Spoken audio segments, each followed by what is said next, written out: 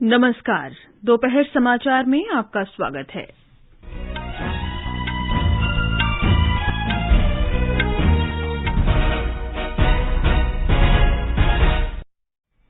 राष्ट्रपति द्रौपदी मुर्मू ने कहा, सामाजिक न्याय डिजिटल नवाचार का प्राथमिक उद्देश्य होना चाहिए। राष्ट्रपति ने नई दिल्ली में डिजिटल इंडिया पुरस्कार प्रदान किए। केंद्रीय गृह मंत्री अमित शाह ने झारखंड के चाईबासा में जनसभा को संबोधित किया। आज ही वे छत्तीसगढ़ के कोरबा में जनसभाओं को संबोधित करेंगे। बिहार में आज से जातिगत सर्वेक्षण आरंभ। अमेरिका में केविन मैकार्थी संसद के निचले सदन हाउस ऑफ रिप्रेजेंटेटिव्स के अध्यक्ष बने। उत्तर भारत के कई हिस्सों में कुछ दिनों तक शीतलहर की स्थिति बनी रहेगी और भोपाल में आज खेलो इंडिया युवा खेल का शुभंकर, मशाल और गीत जारी किया जाएगा।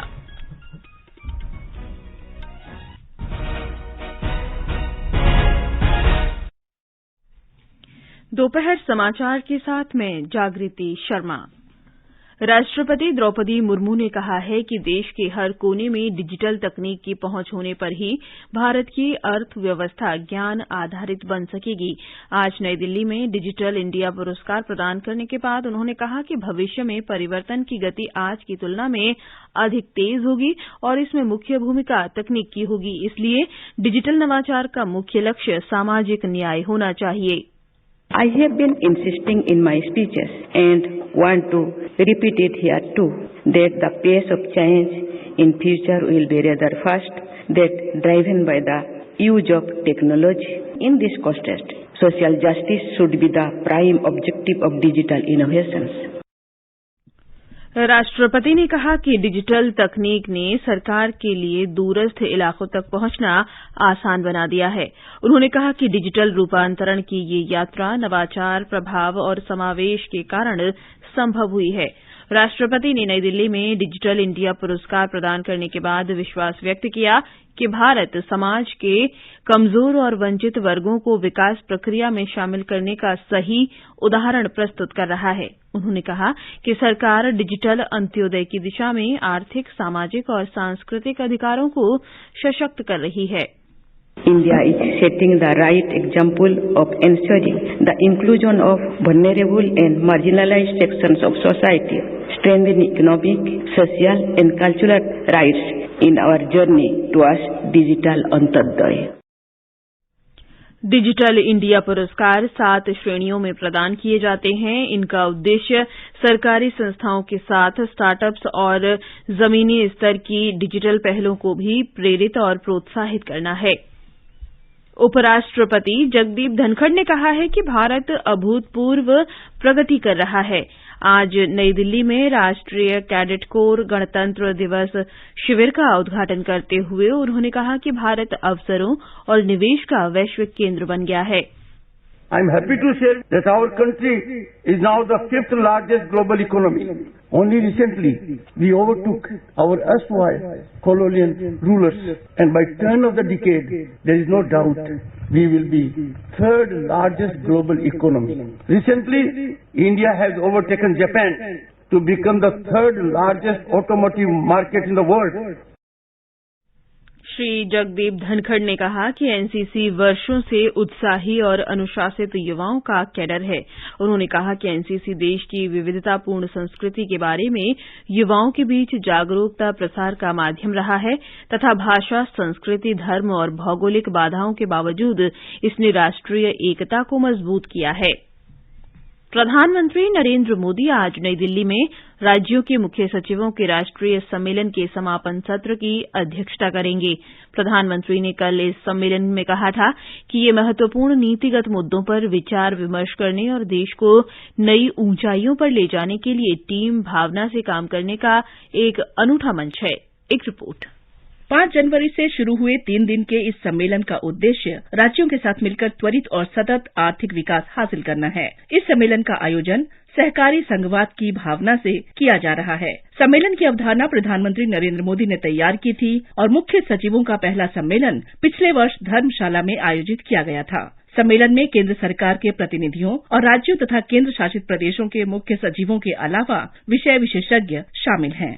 सम्मेलन में 6 मुख्य विषयों पर चर्चा की जा रही है, जिनमें सूक्ष्म, लघु और मध्यम उद्यम, बुनियादी ढांचा, निवेश, न्यूनतम अनुपालन, महिला सशक्तिकरण, स्वास्थ्य और पोषण तथा कौशल विकास शामिल हैं। समाचार कक्ष से अलका सिंह।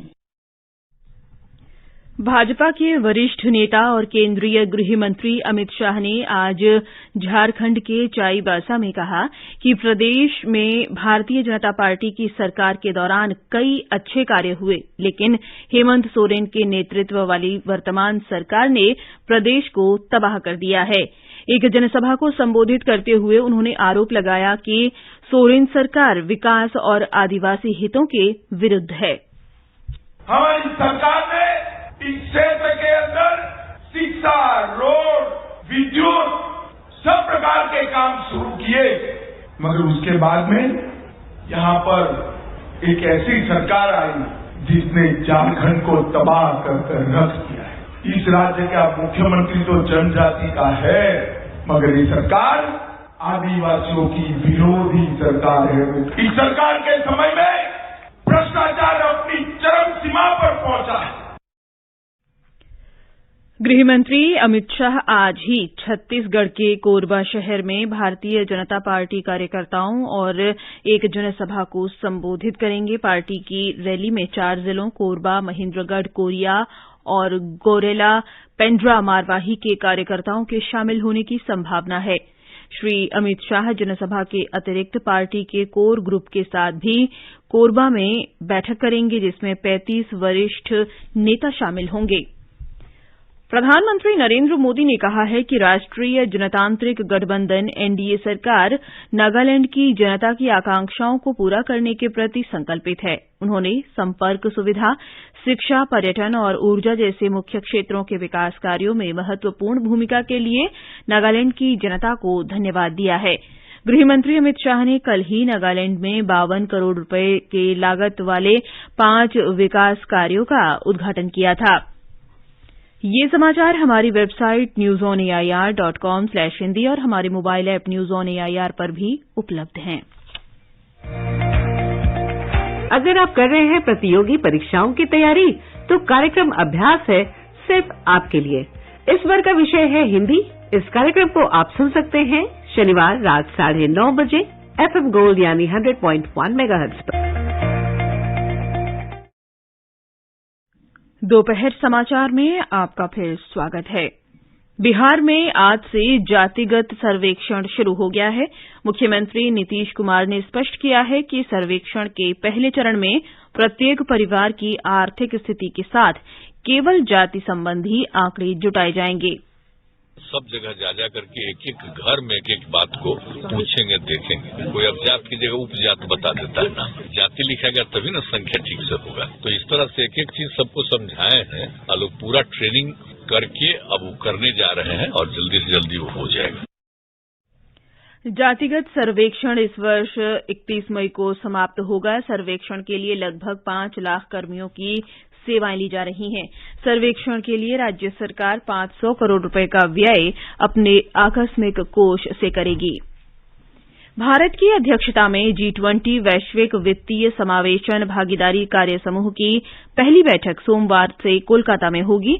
2 दिवसीय बैठक में कार्य समूह के सदस्य देश, अतिथि देश और अंतर्राष्ट्रीय संगठन वित्तीय समावेशन योजना पर चर्चा करेंगे। देश में पिछले 24 घंटे में 224 लोगों में कोविड संक्रमण की पुष्टि हुई है। इस समय कोविड से स्वस्थ होने की दर 98.8% है। देश में इस समय 2509 कोरोना संक्रमितों का उपचार चल रहा है। ये समाचार आकाशवाणी से प्रसारित किए जा रहे हैं। ताजा समाचार जानने के लिए आप हमारे Twitter handle @AIR News Hindi को फॉलो कर सकते हैं। ये आकाशवाणी है।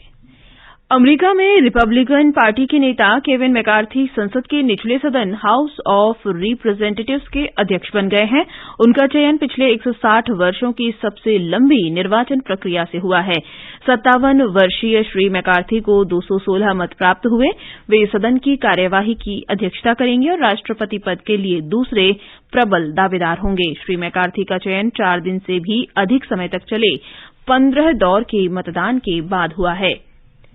मौसम विभाग ने उत्तर भारत के कई क्षेत्रों में भीषण शीतलहर का अनुमान व्यक्त किया है। राजस्थान में शीतलहर और कोहरे के कारण सामान्य जनजीवन प्रभावित हुआ है। ब्यौरा हमारे संवाददाता से। बीकानेर, भरतपुर और जयपुर संभाग के कुछ भागों में आज घना कोहरा छाया रहा। कोहरे से सड़क और रेल यातायात प्रभावित हुआ है। आज जयपुर के जोबनेर में पारा -2.5 डिग्री और सीकर के फतेहपुर शेखावाटी में -1.8 डिग्री सेल्सियस रहा। चूरू में 0 डिग्री और पिलानी में 0.6 डिग्री सेल्सियस तापमान दर्ज हुआ। मौसम विभाग ने आज प्रदेश के 11 शहरों में शीतलहर का येलो अलर्ट जारी किया है। प्रदेश में उत्तर भारत से आ रही बर्फीली हवाओं से कल से राहत मिलने की संभावना है। राम खिलाड़ी मीणा, आकाशवाणी समाचार, जयपुर। उत्तराखंड के मुख्यमंत्री पुष्कर सिंह धामी ने आज चमोली जिले के जोशीमठ पहुंचकर जमीन धंसने से प्रभावित क्षेत्रों का दौरा कर पीड़ित परिवारों से मुलाकात की। उन्होंने जिला प्रशासन के अधिकारियों के साथ बैठक कर स्थिति की समीक्षा भी की। इस बीच जोशीमठ में राहत कार्य जोरों पर है। जमीन धंसने के कारणों की पड़ताल के लिए 8 सदस्यों का विशेषज्ञ दल 2 दिन से जोशीमठ में है। जोशीमठ में आपदा नियंत्रण कक्ष भी स्थापित किया गया है। सर्वेक्षण कार्य पूरा करने और प्रभावित लोगों को वैकल्पिक स्थान पर ले जाने के लिए वार्ड स्तर पर सेक्टर अधिकारी तैनात किए गए हैं। मध्य प्रदेश के मुख्यमंत्री शिवराज सिंह चौहान आज शाम भोपाल में खेलो इंडिया युवा खेल का शुभंकर, मशाल और गीत जारी करेंगे। केंद्रीय युवा कार्यक्रम और खेल राज्य मंत्री निशीथ प्रामाणिक कार्यक्रम के मुख्य अतिथि होंगे। 30 जनवरी से 11 फरवरी तक 8 शहरों में होने वाले 13 दिन के इस कार्यक्रम में 6000 खिलाड़ी शामिल होंगे। कर्नाटक के मुख्यमंत्री बसवराज बोम्मई ने कर्नाटक में हुबली और धारवाड़ में इस महीने की 12 से 16 तारीख तक आयोजित हो रहे राष्ट्रीय युवा महोत्सव का प्रतीक चिन्ह और शुभंकर जारी किया।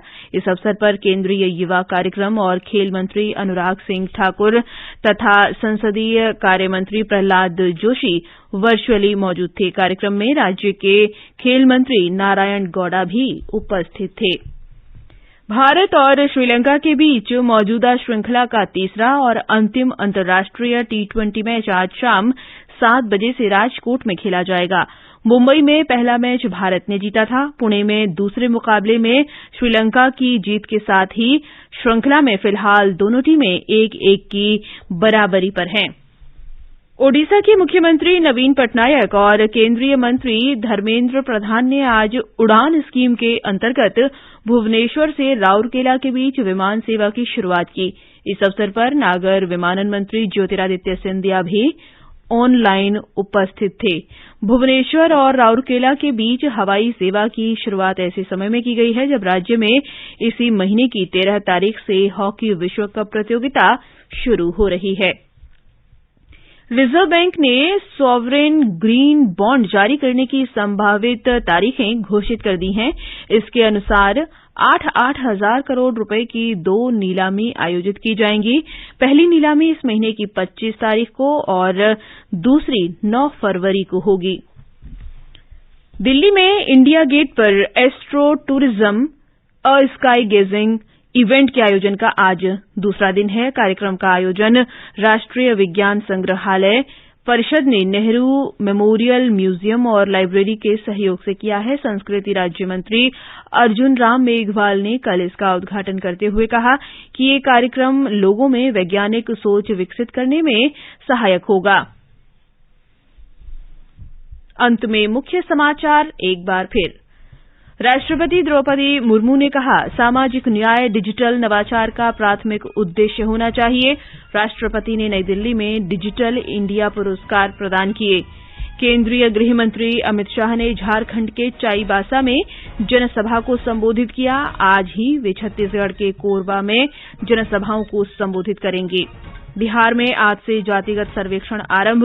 अमेरिका में केविन मैकार्थी संसद के निचले सदन हाउस ऑफ रिप्रेजेंटेटिव्स के अध्यक्ष बने। उत्तर भारत के कई हिस्सों में कुछ दिनों तक शीतलहर की स्थिति बनी रहेगी। भोपाल में आज खेलो इंडिया युवा खेल का शुभंकर, मशाल और गीत जारी किया जाएगा। इसके साथ ही दोपहर समाचार का ये अंक समाप्त हुआ। नमस्कार।